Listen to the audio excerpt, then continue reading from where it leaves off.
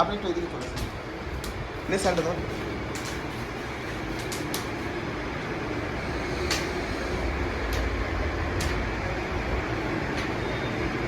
আয় নিয়ে বাইরে নিয়ে।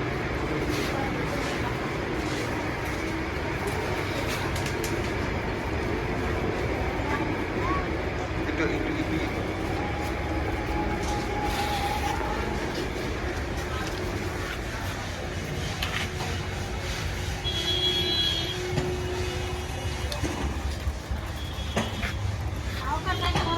একটু সোজা করে দিতে হবে না তোর একটা ইয়ে করো।